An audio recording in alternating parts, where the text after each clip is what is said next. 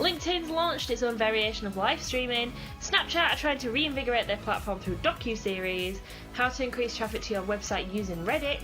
And how to repurpose your content. I'm Becca. And I'm Simon. And welcome to the Passport to Success podcast, where we're going to be talking about all the things that I've mentioned, and we're going to talk about our tool as well. Okay, cool. So yeah, you've got the tool, Simon. I've got the tool this week. What is it? This week's tool it's a pretty easy one. It's Google Trends. So if you haven't used Google Trends before, it's a really good tool that can help you understand what keywords are ranking where and the popularity of them. Handy. So what are keywords? Just in case anyone out there who doesn't know what a keyword is. So keywords are just words related that you are hoping to rank for on, say, through search engines, so Google, Bing, etc. You'll have a select few keywords which will help you get to the top of to page one. When you're using Google, you want to get to the first page. The first page is like your goal. Even better is to be top of that, and you can use that through keywords, and the keywords are what your customers or your audience will be searching for. Like, for example, if you're a marketing agency, your keywords would be marketing. Yeah, so say, for example... agency? Right angle marketing. If you search for marketing agency, Halifax, we're one of the first ones that come up. Right. So it's particular words that are pertaining to your business. Yes, so and you can choose to rank, and you can choose which ones you want to rank for. So, for example, what you can do, what Google Trends does though, it lets you see which keywords are popular. Yeah. So, and then you can compare and check other keyword variations and analyse the popularity and how it's varied over time through different regions and locations, and then it then shows related keywords, so it can offer alternatives to the ones. Okay. So it is really good. It's good to when you're just starting up and you're not sure what keywords to use, or if you're unsure of the popularity of the keywords that you're choosing, it's a really good way to actually have a quick analysis and actually understand what the keywords you're wanting to rank for look like in regards to popularity. Cool. And obviously it's free. It's Google, so it's all free. So yeah, it's definitely worth having one to have a bit of a play around with, and see if your keywords are the better. See if you've chosen the best keywords, or if they're not the best. Maybe looking at some of the other suggestions to use. So yeah, it's really good. Really, really good tool. So yeah. What should we chat about next? We'll chat about Reddit. Yeah, go for it. Yeah. So we've mentioned Reddit before recently on Passport Success. We did a video about it, and we've dropped it in before because I think it is one of the social media platforms that is probably really underused. Yeah. Because not everybody understands it. It's not as straightforward as, say, Instagram, which is pictures and filters. Yeah. Reddit is a really good way to drive traffic to your website, but it's probably not one of the ones that you think of. So we've got some tips on how to increase traffic to your website using Reddit. Also, watch the previous Passport to Success video that we did on Reddit. That goes into a lot more detail about how to do things. This is a quick fire what bit of a you chat. Should be doing. What you should be doing. So it's the 5th most visited website in the US, and it's got more than 330 million monthly active users.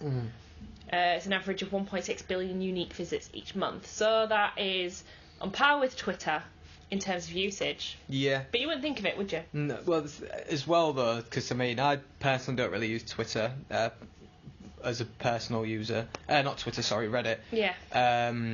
But I'll still go onto the website for answers, if that makes sense. I think I've seen things on Reddit come up as memes on Facebook. Yes, so I have seen Reddit more than I've probably been on it. Yeah. So it's a collection of communities which are called subreddits, and they are built around specific topics. Like there's a Harry Potter subreddit, there's an entrepreneur subreddit, there's an animals subreddit, and you subscribe to a subreddit and you can see posts about it. Some of them have got millions of followers, some are pretty small. You know, it's about the quality of your engagement. And each subreddit's got its own rules, moderators, atmosphere, depending on the followers. So it's very community based. And you need to log in. Reddit puts its front page popular posts across the network, like animals and funny fails. So if you're looking at it from a business perspective, you're not going to see how relevant it is to you. So you need to create a profile and get into Reddit. Because if you're just scrolling through the front end of it, or like the front page of it, so to speak, you're not going to see its full potential. And you need to make sure you follow the rules. That's one of the things we'll talk about later. But whatever subreddit you subscribe to, make sure you follow the rules. So there are 3 types of posts that you can post onto Reddit.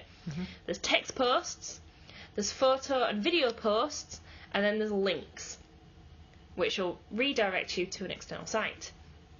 So link posts are great if you're wanting to boost your site's traffic. If you're interested in getting links, however, text or video posts. I mean, we've said before that people are more likely to engage with a post if it's got images. Yeah. So, images are always good, but it needs to be relevant to the subreddit that you're in. So, if you're an entrepreneur, put it in the entrepreneur subreddit. Don't put it on the funny animal Reddit. It sounds basic, but you need to make sure that it's relevant. Yeah, exactly. And then your posts can get upvoted or downvoted depending on their popularity. It's like a like on Facebook. But you can't spam your own. No, you can't spam your own. So, how not to get banned on Reddit?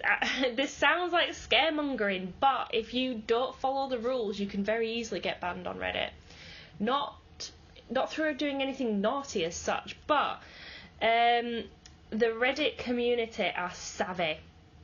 They do not like being spammed. They do not like being targeted and marketed to. So you need to be, for want of a better word, be nice on Reddit. You need to follow the rules of your subreddit, and you need to engage with other people's posts on Reddit as well. So, like we said, you can't just spam your own. You need to upvote other links. You need to comment on other subreddits, subposts. Give your expertise if people are asking questions. Position yourself as an expert and give out your answers. But then don't link to your own. Sure, you can link to your business at some point, but you've got to do it sparingly. You can get shadow banned as well. You may have heard the term shadow banning before. And the problem with shadow banning is you're like a ghost. You exist, but no one can interact with you. So you don't want to be shadow banned. You don't want to be banned. You need to play by the rules on Reddit. And the more you use Reddit, the more you're going to see that. Have a bit of fun with Reddit as well. Follow some of the more fun subreddits. Upvote those. It runs on karma. You get karma points. So if you comment on other people's posts, if you upvote other people's votes, you get karma points. And the more karma points you can post more, you can comment more. Okay. I mean, it's basically karma. Yeah. Be good to get good. As we said, the Reddit community are quite savvy, and they're more than happy to report something that they don't like, because Reddit's fun and it's a community. If you were to have the equivalent of a subreddit in real life, which is a group of friends that you all really like playing Cluedo together, like a Cluedo subreddit. If you went to Cluedo group, you wouldn't constantly be talking about buy this from me, this is my website. So that's a good way to think about it. If it was real, how would you talk to your friends? So try not to post the exact same comment to different subreddits as well. That's another way that people know you're just spamming. So you can't just copy and paste comments across these subreddits. And asking for upvotes is a bit sad as well. You want these to be genuine interactions. If people like your Reddit, fake likes, isn't it? It's like paying for likes, paying for followers. If people like you, they're going to be nicer to you, and then eventually you can start dropping in every so often your business, and they might then visit your website. There's a lot of users out there. You want them on your side. So you need to be successful on Reddit because it takes a lot of time, effort, engagement on your part as well. So yeah, give Reddit a go. Watch that video that we've done on Reddit previously and get yourself an account and get in there. Yeah, it's easy to all set up and everything, isn't it? It's just like a typical social media channel. Yeah, email and profile name. Yeah.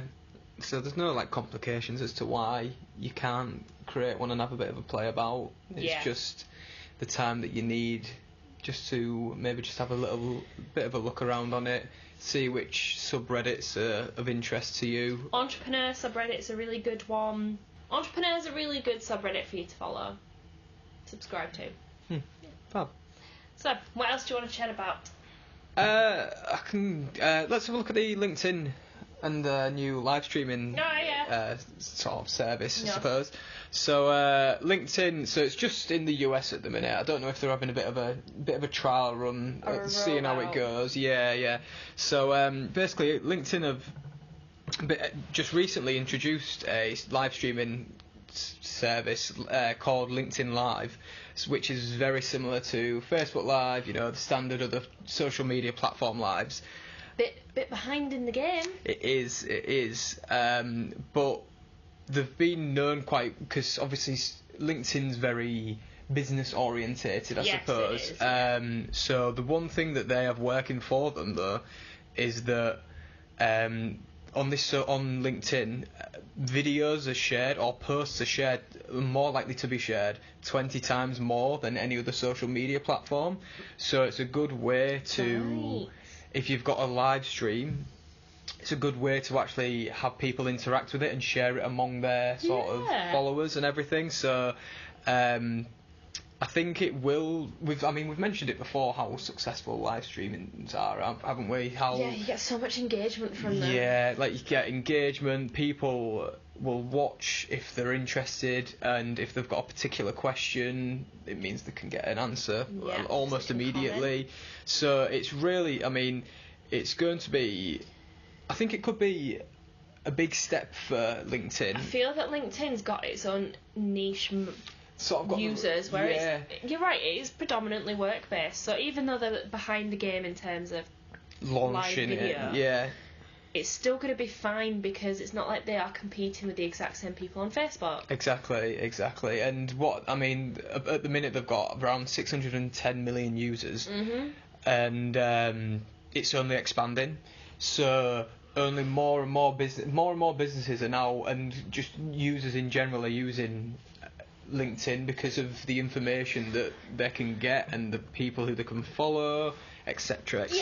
And having these LinkedIn lives will actually engage more people, because if the figures are right and people share LinkedIn posts 20 times more than any other social media platform, it's only going to reach your target audience more. Yes. So there's just it just makes a lot of sense instead of going from the frame of mind where like where Facebook Live has been introduced and they're a bit like, oh well, we've missed the point of where we should have introduced it and we haven't.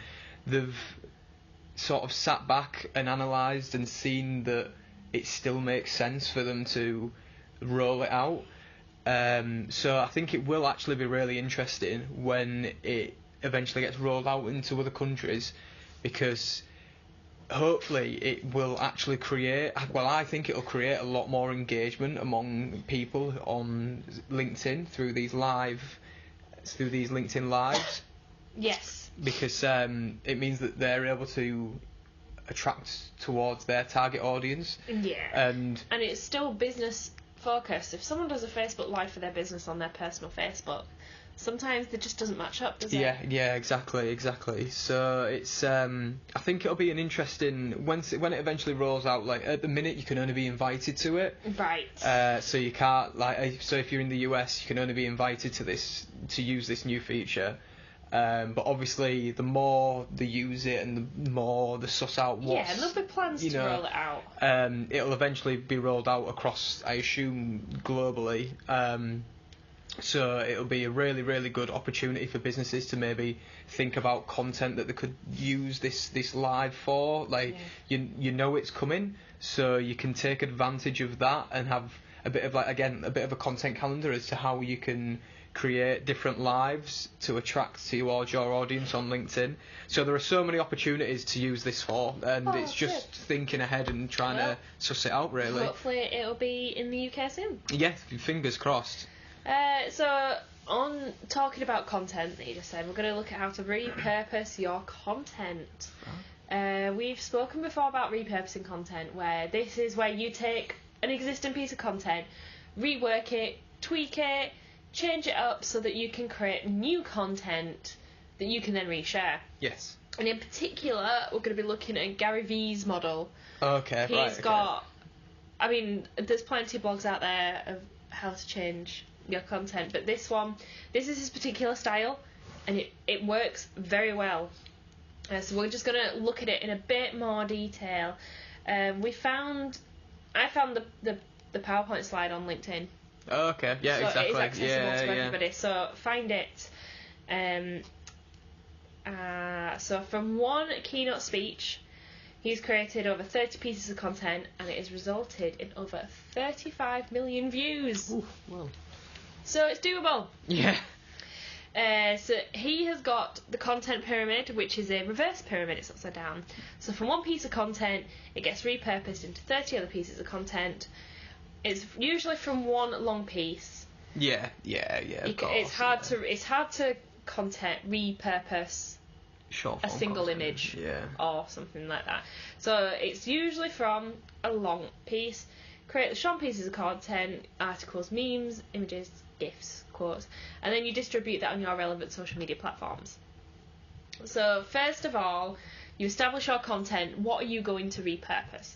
You need to check out your Google Analytics, check out your social media analytics, and see what your top performing posts are, and then repurpose that. There's no point repurposing something which didn't get much engagement. They weren't interested in the first time. They're not going to be interested in the second time. And you create your new content, and then you distribute the new content. It sounds really basic and simple, but it works. Yeah. No. So he has got his pillar content. That's what he calls the original long form content, which is a video of a keynote speech. And then immediately he makes the audio available as a podcast. And then it goes out onto podcast channels. Then his team, they grab pieces of the speech that they think they will be good for driving views to the main video. And these go on to social media stories. So these are short clips, 15-second clips from the video that go on to Instagram stories and Snapchat stories, which will then have the swipe up to watch the full thing. Yeah. This pillar content, which is the long video, is published on Facebook, YouTube, and the podcast. And then they create the micro content that then goes on to Instagram, Facebook, Snapchat, and Twitter. The micro content is the things we mentioned earlier, like articles, images, memes, GIFs, quote images. The stuff that you're repurposing is the micro content. His team, they encourage people to engage with the long video because they want to pick out what the audience likes best. So they encourage their viewers to comment what their favourite bit was and a timestamp. So then the team know exactly what bits are being watched, what bits are resonating with people. So you could do that. You could encourage your customers, if you put the long keynote speech up, ask them to say what time they enjoyed. So then they create short the micro content from those particular sections, so you're not blindly guessing at what's going down well. Exactly. You can really pick out the pain points of your customers that they feel they are being answered or resonated with. So then you then apply that to the next round of your micro content. The next round of the content is short videos from those bits that the community insights have picked out, those times that people have said they like. You pick out quotes from that section and create it into images and GIFs. And then they are put out again on Instagram stories, onto Snapchat. They are redistributed onto Facebook, Twitter, Instagram. The team create GIFs. People love GIFs. And if you've got the video, it's really easy to make a GIF. If you've got the original video. And then also, they take the themes from each of the micro content that's created and make it into a written article where they can go into a bit more depth, have other points of view about it. So from one keynote speech, they've created over 30 pieces of content, and that includes articles, podcasts, memes, images, all sorts. So the thing that you need to take away is listen to your audience and see how they've reacted and engaged with your content, and then repurpose that content to the bits that they engage with the best, because then they're more likely to click on it. Exactly. And that's all you want. And then more clicks means more traffic, and more traffic hopefully means more conversions. Woo-hoo! And distribute it onto all your relevant social media platforms. Share it. Get people to share it. Get your customers to share it. You know, you want to spread the word as far as possible. Right, so the last one is how Snapchat are now trying to reinvigorate their platform by through using docuseries. So when you think of Snapchat, all I think of is that dog filter, the dog face filter. Yeah. I'm sick of seeing it. Yeah. All the gold butterflies around people's heads. Yeah. I do. Or the hot dog. Oh yeah. Yeah, that hot dog. So a lot of people were saying Snapchat sort of hit a bit of a ceiling because it was becoming less popular in regards to stories compared to Instagram, compared to Facebook. Even though, I mean, Instagram has 500 million views a day. Yes. Of stories, and Snapchat is absolutely nowhere near that. Right. And basically, what Snapchat have been doing to try and sort of reignite the fire and the interest in the app is by doing a docuseries, which has actually increased the popularity in it. So the example that I have is Bhad Bhabie, Bhad Bharbie. Is that the last from Cash Me Outside? How about that? I can't remember. How about that? I can't remember what her name is though. But however, her series has now only been. know of her as Cash Me Outside. Yeah, I know. So Chloe? I think she's called Chloe. Maybe. I don't know. I can't remember. I did have a name. Oh, I don't know. I think it's fairly certain Chloe. But she's got a series running on Snapchat at the minute, and it's all portrait. It's not landscape. It's just all portrait, size of your phone, and it has received 10 million views. It managed to receive 10 million views in 24 hours. Right, that's just one. That's just one of these docuseries, and they have ads within them as well. So it could actually be a really good place to, if there's a relevant docuseries or story on Snapchat, that you think your audience might actually relate to, then it could be a really good location just to slip an ad in there. Yes. If that makes sense. Snapchat's again similar to Reddit. You probably wouldn't think of it as the top of your list for ways to gain traffic.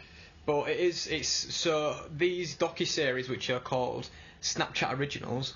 Where do you think they got that name from? I wonder where they got that name from. So these Snapchat Originals are now becoming more and more popular. They've got like a big roster of them. What they need to do is make it like Planet Earth or something like that. You know, something that whatever the generation is are going to watch and take action from, rather than just Cash Me Outside is How about it? doing stuff. But yeah, so they started collecting a roster of people in October time. Yeah. And they've just started launching these docuseries now because obviously it's all come together. So they'll start launching different ones, I assume, over weeks or months, etc. Snapchat's a tough audience because it's quite a young audience, isn't it? It's quite a celebrity culture kind of audience. Yes, it is. So if your business is not along the forms of celebrity culture, might not be for you. It might not be for you, but it's definitely worth considering. It is interesting though how they've managed to. I mean, they've definitely thought about how they're going to try and pull people back in. They found a gap that they had. It's an interesting one. It's these docuseries because honestly they're in like little segments. So you can click through. So it's like any kind of Snapchat story anyway. You can skip on to the next. Yeah, like clip. Section. And they are really easy to watch. I had a watch of the Cash Me Outside, Bhad Bhabie, sorry. Bhad Bhabie, that's what it's called. And whilst it is by far my cup of tea, it was easy to watch, if that makes sense. Like you could easily just skip through what you wanted. And then you could subscribe to it, and then you had all the episodes. It's just like watching your friend's story, but it's a TV show. Yeah, pretty much. Yeah. So it's an interesting concept. Hopefully, it'll be nice to see how their revenue and everything, and views and engagement actually goes after with these launches, and see if it improves. This is just the first one, isn't it? It's done very well for the first one, but it's what they're going to do next. Exactly. They're going to stick with that kind of format. So it'll be interesting to see if they've managed to recover from the little slump that they've had, and where they did have the market share. How long it's been? They would have had the market share surely, because Snapchat stories came out before Facebook stories, Instagram stories, and they will have had. And I remember everyone face filters, like Facebook have now got face filters, haven't they? And Instagram do, where Snapchat was. And it used to be like the one that everyone got and everyone went on because it was different. Like you could. I think I was late to the Snapchat game, but it's not my generation. Yeah. So, but it'll be interesting to see how they manage to come back, hopefully, and I want to. It'll be nice to see how it works for them. Really, we'll be keeping an eye on it. Yes, we'll probably talk about it again in the future. Definitely. So, but yeah, I thought that was an interesting little news article. That is indeed. So yeah, that's it for this week, I think. Thanks for listening. Try and do some other jingles apart from our music jingle. Might do some singy jingles. Thank you for listening to this week's Passport to Success podcast. Passport Success is the platform built by industry experts designed to help, advise, guide and support entrepreneurs and small businesses to success. Stay up to date with all things Passport Success. We'll see you in the next podcast. Bye.